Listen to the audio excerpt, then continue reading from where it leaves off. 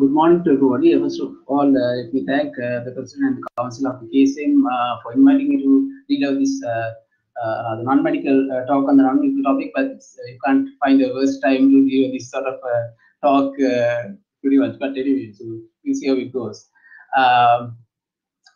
Yes, so in no way I'm an expert in this particular discipline, but this is one of my hobbies, so which I'm thinking of sharing my experiences, a lot of pictures, and then some travel tips if you are into this sort of activities.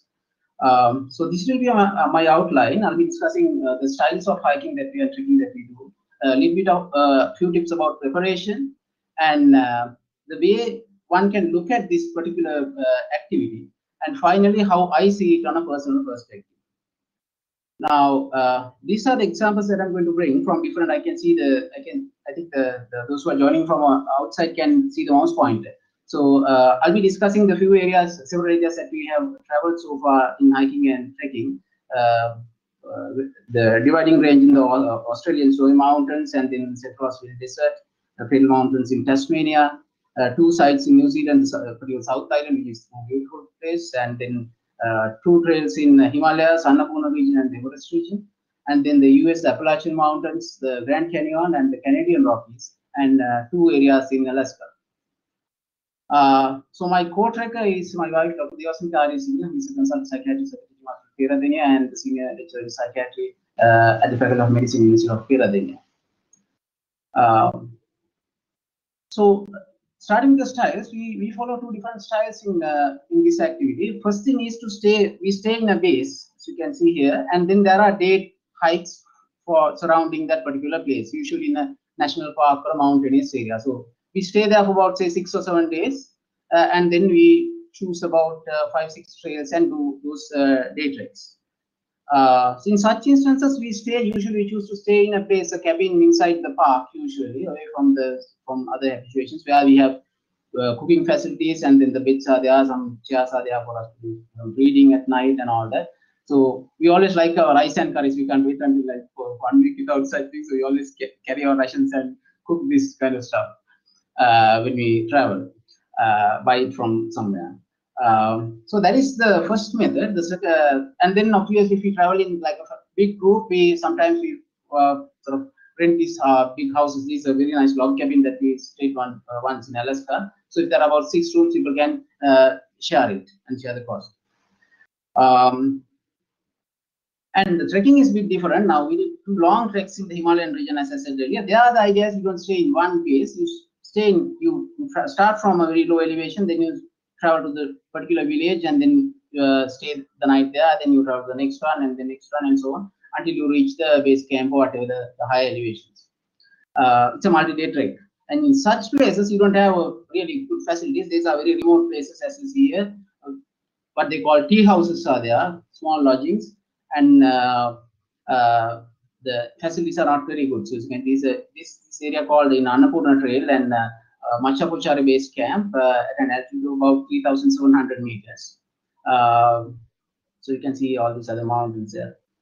So these places are very basic. As you can see, there are 2 beds, quilts. There is no heating, although even during winter. And then the rooms you can see they are separated with these. But there is the common area that gives you warmth is this Samoa, and the common area where they have their people gather at night. So these are family-run places. You have the kids in the family, and everybody gathered around this with some hot pot and everything. So in some certain instances, like most of the time, trekkers from all different countries, all parts of the world gather around this place, and then they share their tales and all that kind of thing. It's a nice experience to meet people from different parts of the world and then have informal chats. So in preparation, first what we do is we budget the trip, obviously the airfare, and then sometimes I get it is covered by, for example, my research organizations and everything. So we pair it up with research conferences, so that that is covered to a certain extent from the research awarding bodies or that sort of thing. And then we budget pretty much everything. And then other thing that we do is we assess the difficulty, because these are remote trails, so you can't take kind of risk. So we go through the trail maps, the distances that we need to cover, and particularly if you to walk in altitude, high altitude, you get the elevation gains, daily elevation gains, where you can do it, whether you can do it, and then the grading of different trails, they categorize it from say mild to sort of easy to strenuous trails, and seasons to climb, for example, particularly in the areas where there are seasonal variations. Well, things to so one good source for this is in fact Google Earth. If you download Google Earth and if you go through this, now it comes in high resolution, so you can check pretty much all the terrain. This is the terrain of the Everest Base Camp Trail, and you can some trails you get even the street view these days, and then you can look at the terrain and then click some pictures along the path, and then pretty much you can almost do a kind of virtual tour before you do the physical one. And then things to carry, it depends on where you travel and the duration of travel and the season that you travel. So it's best to consult, if you are into this sort of things, best to consult the trekking websites or certain guides, or if you are going to book it through an agent, which you do not usually do in many places, but they will give you good advice. And the other thing that we do is, because these kind of all these things are like, it takes about 1 week to 2 weeks usually, so we consider it as a little project, right? So we try to do different things to before and during this thing to get into that particular mood. We do reading and we watch certain documentaries in this area and certain movies and so on. And if we get a chance, and so these are things that we read before we went to Alaska, for example. And if time permits, it's a good idea to visit the local museums, because if you have a free day between the arrival and the commencement of the trek or the hiking, because that basically gives in a nutshell about the geography, the natural history of the place, and the lifestyles of indigenous people. In this case, the Indian tribes in North America, Alaska, Inuits and so on, their customs and so on. So getting to that particular mode, you are not going to study it in a sort of as a subject as such, but now, those who do hiking and trekking and those who are interested in it, view it in different angles, points of view. Is it a physical exercise? Is it a form of adventure or risk-taking? Or do you get a sense of achievement? Is it an achievement? Or are you witnessing the beauty of wildlife and nature and that kind of things? So I will try to address all this in using different examples with my experience. So when we usually do it, as you said, like we trek about, say, hiking, day hikes, we do it in about say 5-6 days. The 5-6 days are there. So usually within 5 days, we usually walk around 100 kilometers and 20 kilometers a day. It's good exercise, but usually at the end of the day, you always have a hearty meal, and it's not. I won't recommend that as a method to cut down your body weight or anything like that. But it's good physical activity, I should say. But the conditions are very different when you do trekking in Himalayas, for example, because these places are far away, many days away from the motorable roads. So the people living in those villages, like these Sherpa people, like you may have heard of these people, like Sherpa dancing, people they carry these heavy loads up to twice their body weight over 7-8 days. They go up and down. Total climb is eventually comes up to about 8,000 meters. So you can see this person, and they are the kind of fittest people on Earth, pretty much, right? And if you are interested in scientific articles on this, you can see they are way fitter than, for example, army recruits, whom we consider as fit people, right? And their oxygen consumption, maximum VO2 max, and then their energetics and biomechanics are much more efficient compared to certain trained athletes or trained sort of people. So if you are interested in the science behind this, you might like to read some of these really good articles. And is it an adventure or risk taking? What are the risks in this? Do you get a sense of adventure when you do this? Well, now reaching certain areas in itself is an adventure. For example, the airport is the gateway to the Everest region, right? Kathmandu is the capital of Nepal. So this is a flight from Kathmandu to Lukla. We are just sitting behind the cockpit, and you can see it's a pretty old aircraft which accommodates about 18 to 20 people, and all these meters are there, but there is no radar in these ones. Obviously, they do have these lucky charms tied, hoping that we get some kind of help perhaps again. So mainly the visibility is a must. So what happens is, so this is how it looks like. This is a Lukla airport. You can see surrounded by mountains, and they don't have much space to maneuver. They are very good pilots. So, and this is situated at an incline. So when the aircraft reaches the landing strip, they make sure that they land at the very beginning of the strip, and it comes up the slope and it slows down very fast, very soon.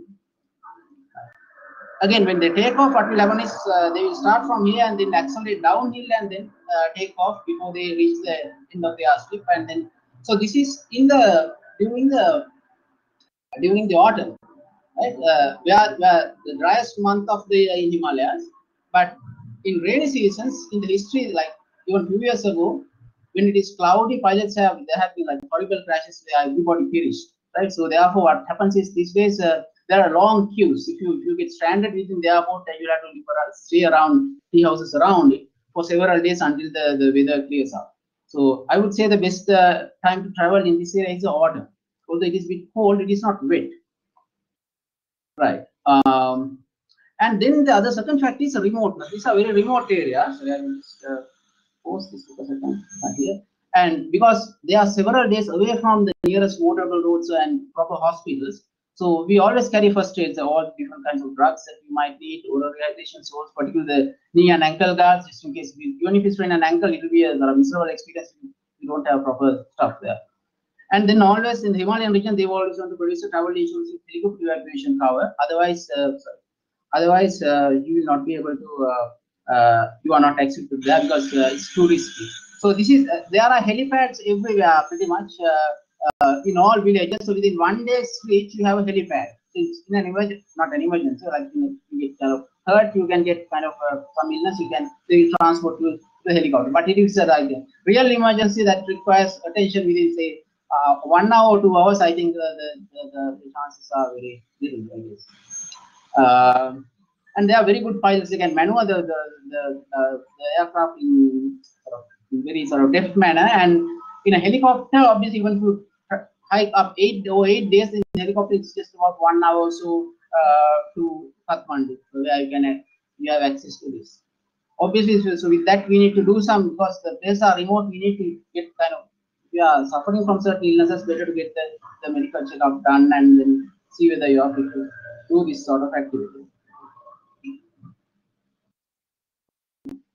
And the other thing is now many of these trails we share these trails with pack animals like the yaks in the Himalayan region. So what they advise is to get into the side of the mountain so that the animals, they are sure-footed animals, so they travel on the side of the precipice. So even if you stay here, like if they get a bit agitated and you also might get excited and you might be get injured by falling.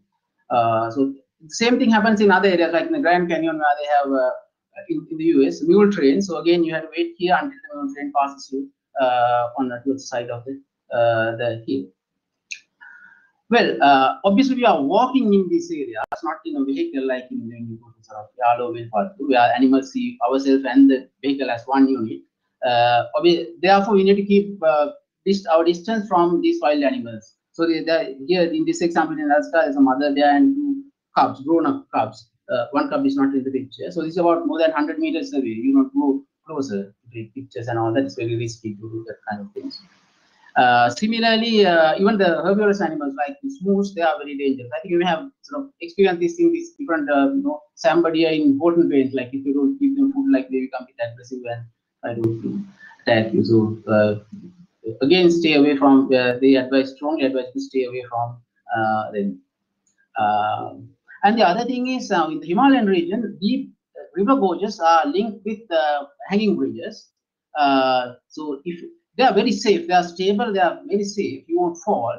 But those who have fear of heights might get a bit problematic in crossing these bridges. Then, of course, like if we do here, terrain is difficult in certain areas, so you have to scramble up these greater mountains, Tasmania. We have to scramble up. And if when the slopes are pretty steep, some of these areas, like this Gertrude Saddle Trail in New Zealand, they provide steel cables for you to hold on to, and then you climb up using these. But again, then in this type of things, you need to select not a rainy day. There should be no frost, and the footwear should be sturdy, and then should have proper grip. And certain instances, obviously, you don't have any that sort of support.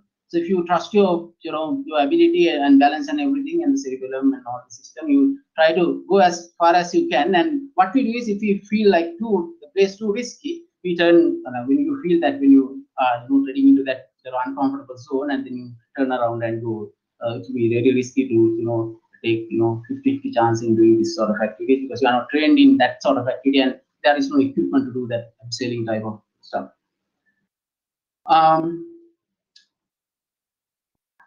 We had a unique issue when we trekked in hiked in Grand Canyon, because there what you do is you start your trek hike from the escarpment up there, and then you climb down. So climbing down in the morning is pretty easy. So you climb down. It's a desert, obviously. There's no water or anything. You climb down, and then you have to climb up on. You realize that it's difficult. So our rule of thumb is, if it is, let's say, 9-hour hike, we climb down 3 hours and then leave 6 hours to climb up. So 1 to 2 kind of ratio. That is what we do. So this was about more than 3,000 feet. You climb down and then you climb up. Obviously, they do advise depending on the situation, and they have all this advice what to do and what not to do. And the weather and the elements. So, for example, in this part, in the central Australian desert, heat is a problem. Even in particular, direct radiation is a problem, even during Australian winter in July.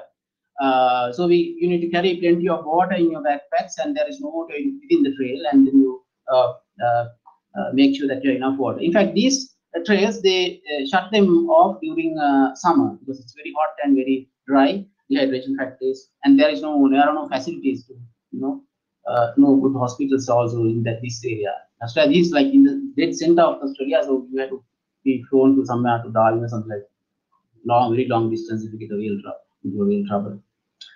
The opposite is true for polar regions like Alaska, or regions, high mountains, like in this case in Annapurna base camp. It is around 4,000 meters above sea level.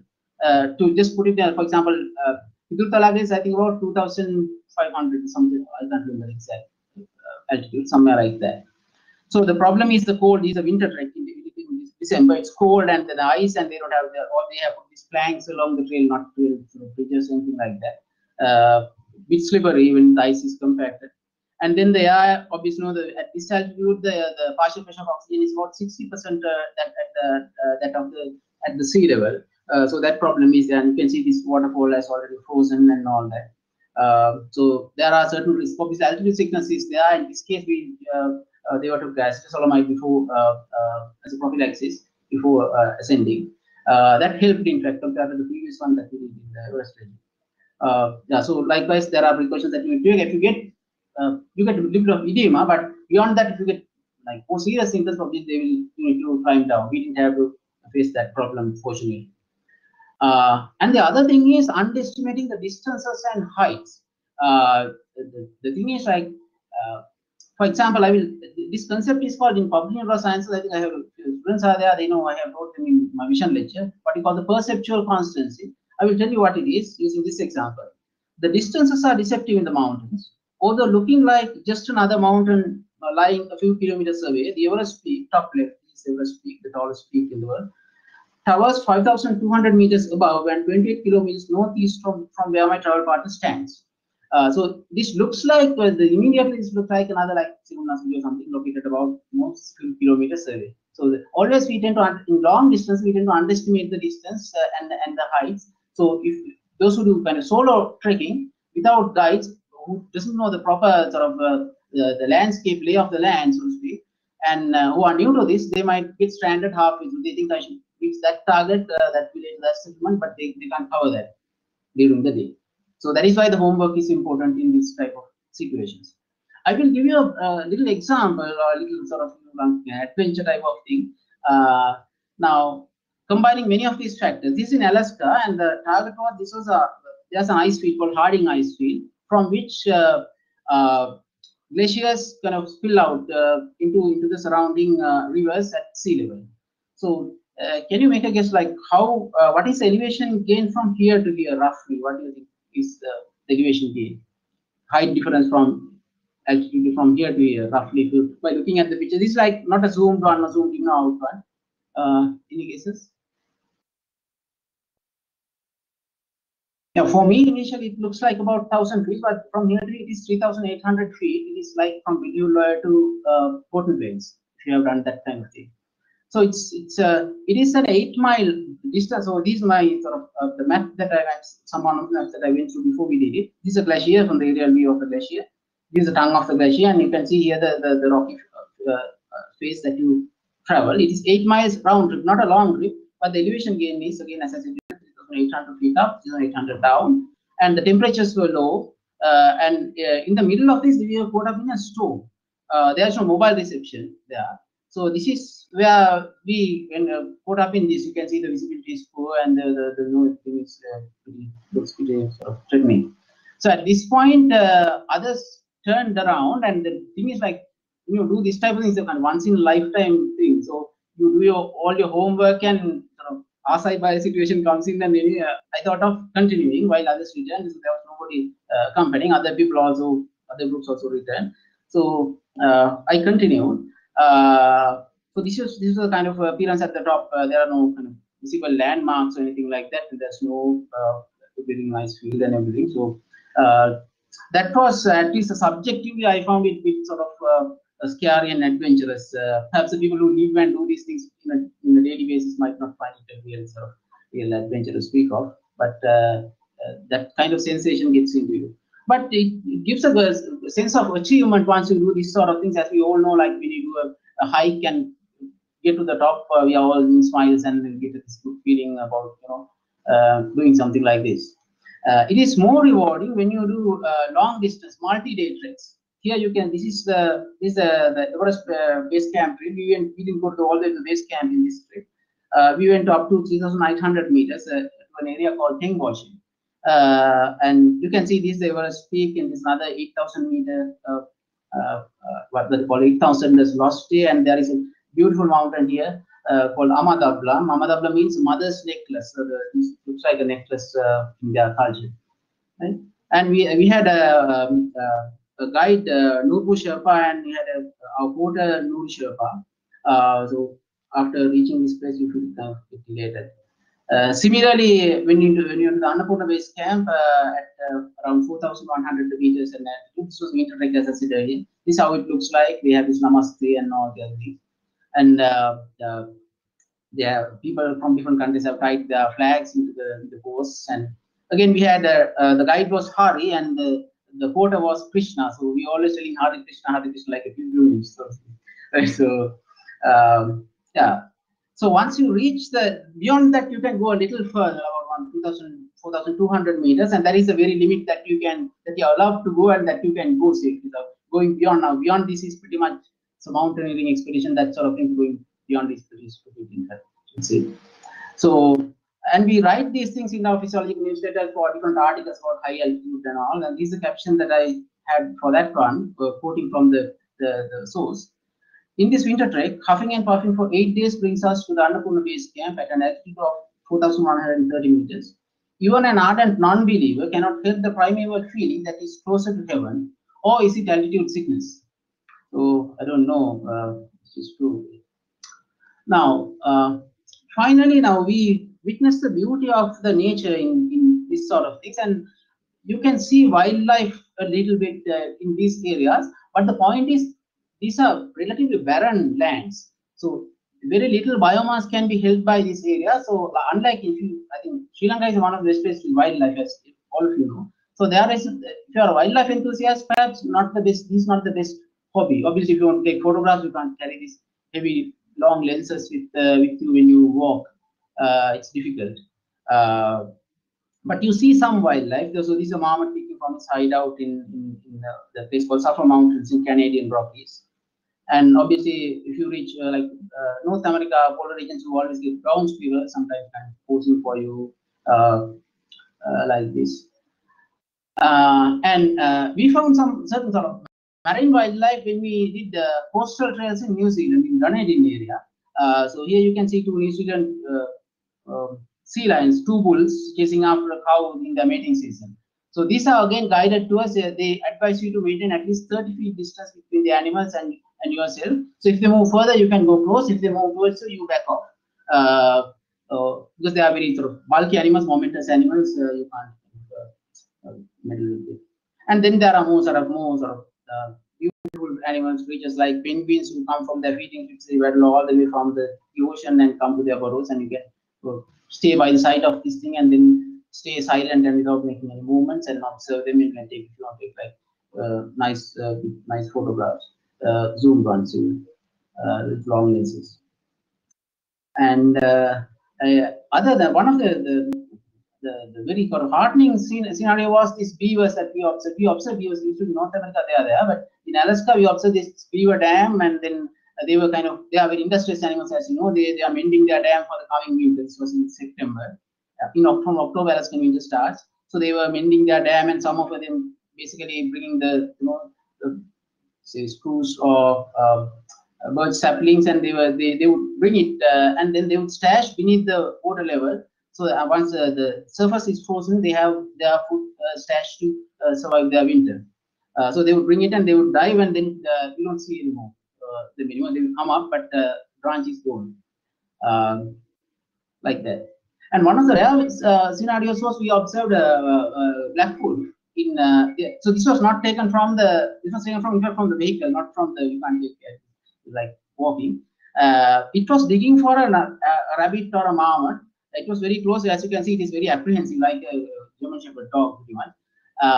Very apprehensive because it was looking at the vehicle and was frantically digging and doing this and that. Eventually, it dug out the animal which was there, and then just dashed into the thicket with the animal, holding the animal, and then we didn't see it clearly afterwards. Because Denali National Park in the Alaska range is about 1/8 the size of Sri Lanka, and our park range says there are only 56 wolves in that in the census, last census. So this was a pretty sort of rare scene, and we were pretty lucky to observe this. Now I will go through some of these photos. Or other thing is obviously we go for the scenery, the beauty of the place. So I will go through in kind of chronological order that we did these hikes through these different areas to show you some of the sceneries that we have observed. Yeah, I don't know whether they can sort of with a darker lighting would be better, but anyway. The first one that we did was to the Cradle Mountains in Tasmania, and there's a lake. Everybody can. There are nice walks around the lake. Anybody can do it. It's good for families, for example. What we did was we went around the lake, walked along this ridge up there, and from here you scramble up the mountain to the Cradle Mountains peak. It's about 1,600 meters. Scramble up and then you come down. It's called Cradle Mountains because it looks like a cradle. It's a beautiful sort of place. Obviously, so this is another different look of it from that plateau. So even the plateau, you should scramble up here, but you can walk through the boardwalks and trails along the plateau with these nice stands and subalpine vegetation and so on. So it's a nice walk for anybody in that sense.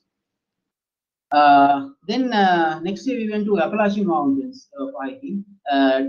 We chose the fall or the autumn for this because we want to see the fall colors, this deep reds, oranges, and yellows in the forest. They're called Smoky Mountains, and then obviously if you see them against this grazing animals in the plains, it's a nice view.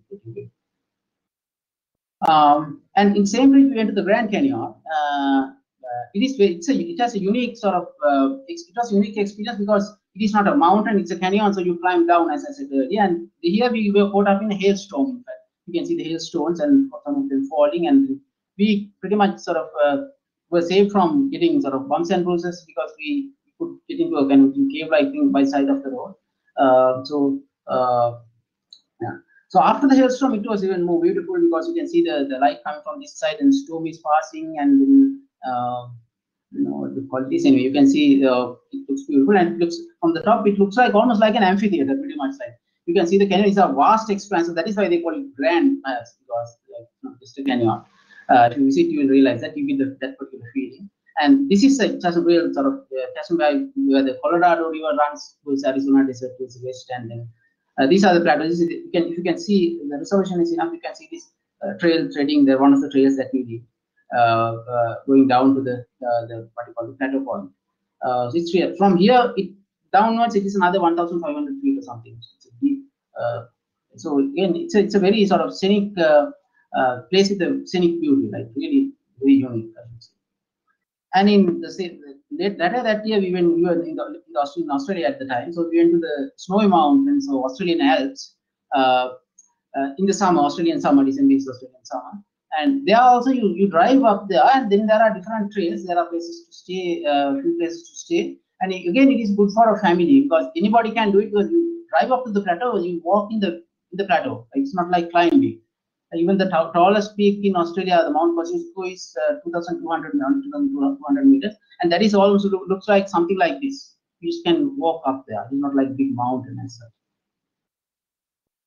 Next part, we went to we went to New Zealand, South Island, New Zealand, where the place called Milford Sound, and this is the sound, or the fjord, as the Norwegians call it, the ocean. The mountains directly kind of tower up from the ocean floor, and then there are waterfalls cascading directly into the ocean. The highlight there is the Mitchell Peak, which is about 1,700 meters high. This is the area, in fact, and the Queenstown area, if you are a moon buff, this is the area where they have filmed the Lord of the Rings series.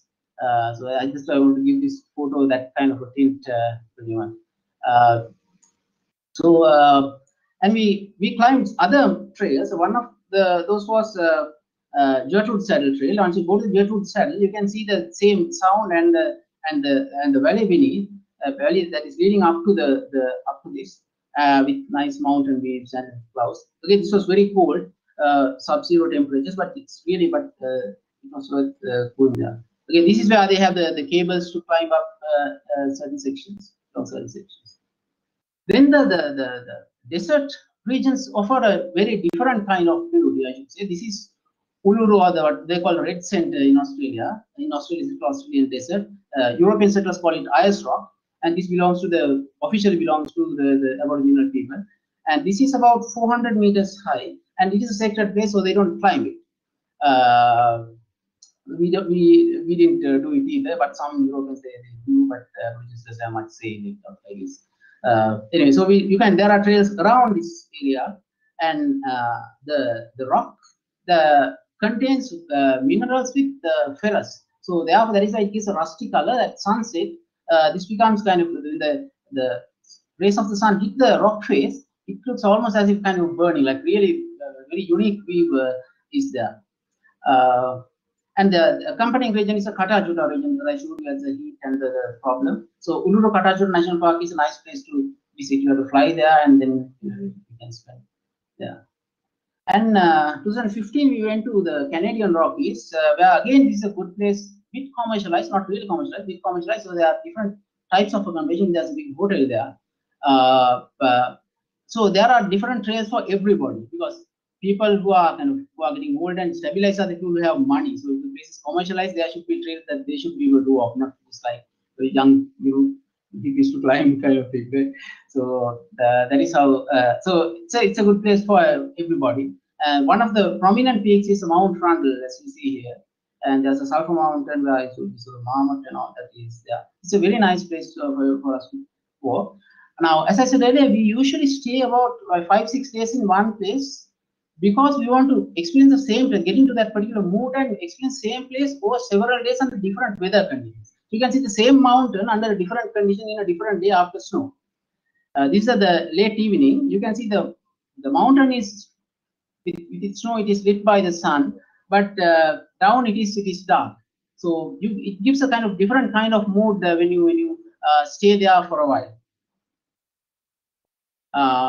And then we started trekking in the Himalayan region in 2006. First one was in the Everest region. The capital of the Sherpa people who live there is called the Namche Bazaar. This is the township. We spent 2 days here to get acclimatized to high altitude. I will just read through this. Nestled against a hillside in the Everest region, Namche Bazaar is the capital of the Sherpa people. Notably, it is a home of Tenzing Norgay, the first man who summited Mount Everest with Edmund Hillary. So they have an army camp base here, a viewpoint. There they have erected a big statue of Tenzing Norgay. So his descendants continue to do the world's most dangerous job. It is several times riskier, mortality is several times higher compared to the second riskiest job in the world.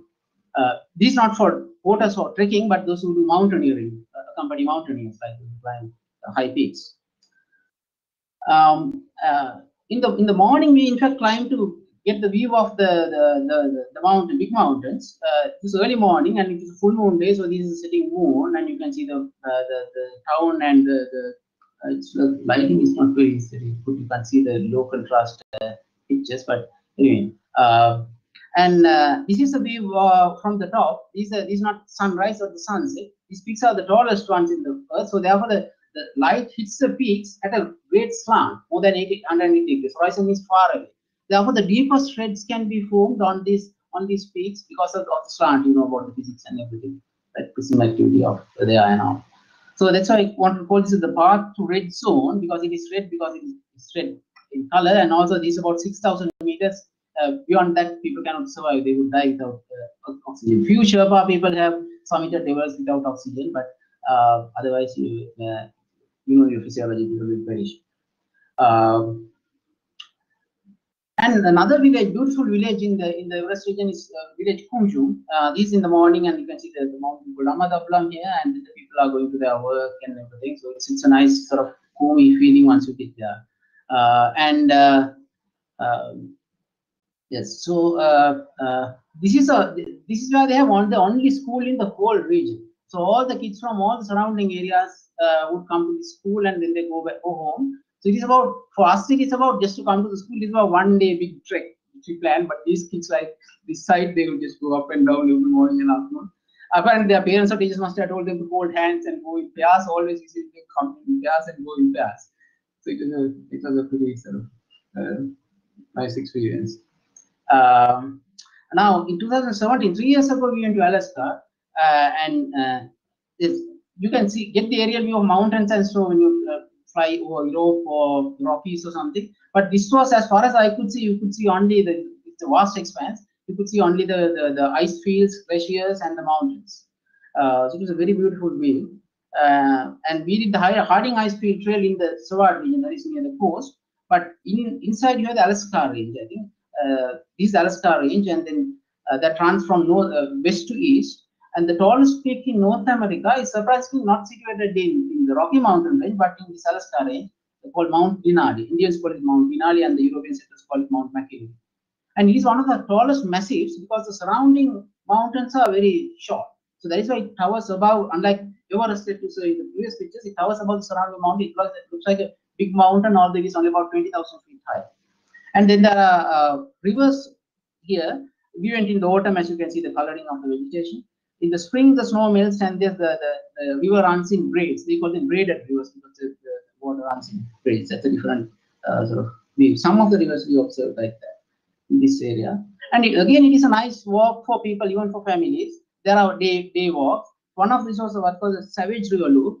There's a little river. You can park the car somewhere a couple of miles there, and then you can walk along this one bank of the river, cross the little bridge, and then go return along the other bank. And when you can see these nice colors of the autumn vegetation in Alaskan autumn. This was last week of travel to this park, because afterwards it will snow and they will close to shut down everything. And it is also a good the park for those who do what they call backcountry trekking, where there are no trails. There are trails, but you can go beyond the trails and just walk along the tundra and then camp in certain areas. We didn't do that, but obviously there are no trees, because as you know, few feet, this is near the Arctic Circle, so few feet below the ground, the soil and everything is frozen. The trees cannot root there. So therefore, everything, all the vegetation is pretty much like this. So you can see far away, and then you can walk. And then we returned to the Himalayas this time to Annapurna region in December 2018, and these are one of the short. It was a 15-day trek, but one of the shorter one was Poon Hill trek. Even there were a few families doing it. It was about 3 days.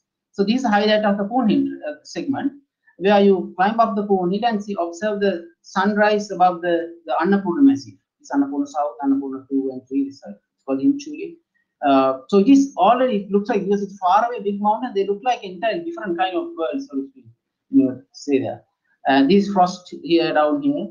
And we went beyond, we went to the different kind of hamlets to the kind of along the trail, and you get these little settlements, and they have their horses and the animals in the roadside, and you can pet them and all that. It's sort of pretty good experience. And once you reach the Annapurna base camp, it looks like that. This in December, it's winter. Surrounding mountains are there, and then there are settlements. These people, they have shut down everything because there is no heating there, so you cannot. If the water freezes, then obviously you can't go and drink water. So therefore, this was the last day of travel in that season for that particular season in the country. So we started just climbed up. We didn't stay here, and we went down to a different camp the following day. Right now, coming to the end, I'm thinking like what it means to me. Now, in a research presentation, obviously the conclusion will be the most objective one. But now in this one, the conclusion is the most subjective one, I should say. So therefore, this is completely my subjective interpretation of the whole business. So I will start with this quote by Freya Stark, who was a pioneering woman in trekking. She says, "Surely of all wonders of the world, horizon is the greatest." It has those who have this drive to hike and trek and travel, I think that has a particular sort of, that rings a bell in you, I guess. Just want to go there and see what is there, the new horizon. Then you go to the next one, and then you keep going, and eventually people are trying to migrate from Africa to other continents using this kind of motor perhaps. Right.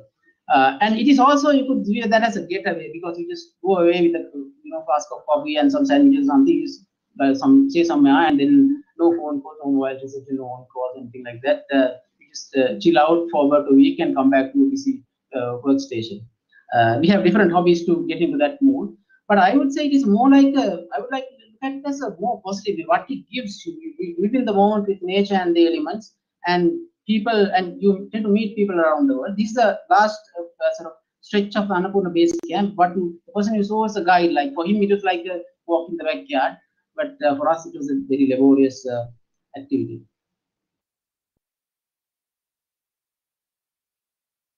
So you can see all these mountains, Annapurna massive surrounding, and you walk and you can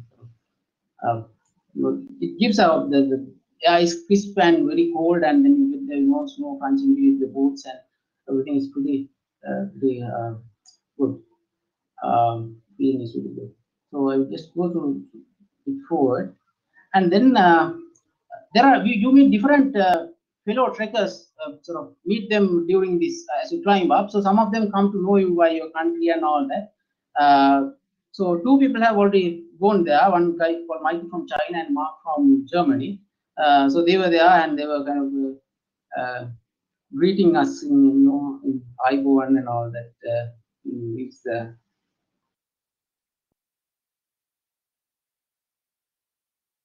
can hear me sort of panting without this loss of oxygen, lack of oxygen.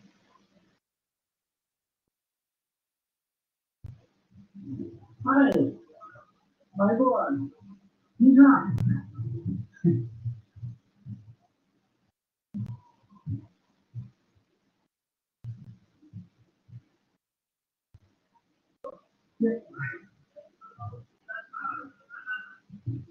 China and so you tend to meet people from different countries and say hi and bye, kind of thing. So it's a pretty sort of good experience. Now, after when you do this sort of thing, at least me, I cannot can't help getting a bit philosophical about the whole thing after this sort of thing. So this is how I see it. Like, this is a picture of the Kata in central Australian deserts. Sort of, if you get kind of want to kind of romanticize this kind of thing, it's like a very ancient place with ancient people, Aborigines, and these are the kind of people kind of war. So I think this is how I want to kind of see this type of thing. I mean, just read through this. The nature does not have a deeper meaning for its existence. It just is. Lacing up the boots and treading the trails may not mean much either. Perhaps every now and then we just get the urge to trace our path back to where we come from, kind of thing. And a recurring theme in my talk was obviously mountains. That is where we are kind of fascinated with. And this picture shows a mountain called Himchuri in the Annapurna region, about 6,500 meters above sea level. And you can see these mountains. These are like Tharaka and all that. And then you have the clouds, and then you have the mountains. It almost looks like as if it is on a entirely different place. So a final remark, I would make a final remark like this. This doesn't have any religious or anti-religious connotations. Just my feeling, right? So I will just read through this. You are a kid visiting the old temple. You are awed by the murals of heaven, the mountains above clouds. You grow tall and sharp, learn your science and your planetary system, and come to know that there is no heaven, and begin to reason how stupid those people were, those who believed in it. Then you grow older, save some money, and trek the cradle of those religions, and one day you see them, the mountains. Not through the mind of Copernicus or Galileo, but through the eyes of the old painter at the temple. True, you still don't believe in heaven, but realize why he believed in it. Beyond clouds, beyond reach, a magical place, for which he found no better explanation. So thank you for listening. And finally, I'd like to thank some of the sort of people who helped us in this, joined us in these treks and organized some of these things. Sithila Dassanayake, Uttala Dassanayake, Achara Dassanayake, Matt Yule, and Sumedha Vijayaratna, who accompanied us. So I share some of these pictures and thoughts in my Instagram page. So if you are going to check every now and then, you might see some of this stuff and some other stuff. So thank you very much for giving me this opportunity. If you have any questions, I might like to answer them. Thanks everybody, those who listen from other stations.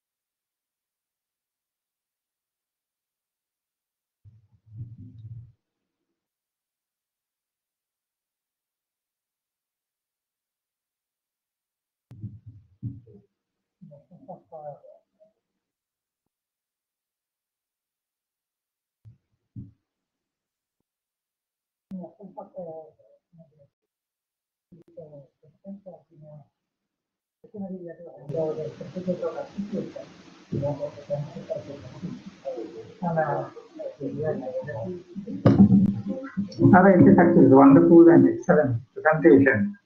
We are the normal guys here, not ignoring these things, and it is very nice to hear and being the academics and you are ignoring this type of things, and definitely, and we are lucky to listen and see what things are happening. Of course, I travel a lot, but not like this. Using the travel guide and vehicle, but it's excellent and it's beautiful to see this type of presentation. And before I conclude this thing, again, a reminder about this Sunday webinar on nutrition, organized by the Cancer Society of Medicine, the Collaboration Sri Lanka Society of Nutrition. The next week, Tuesday morning, we have the certificate course on cardiology, joined organized by the Sri Lanka College of Cardiology. And I invite all the postgraduates and the graduates and students to come and join us, and not only the members of the community as well. And I must thank Tharaka to share his experience and the views and the different areas of what we are practicing. And once again, thank you very much to Tharaka and all the participants. And I was a lot going to our link to those as well, and take a hand of the certificate of appreciation.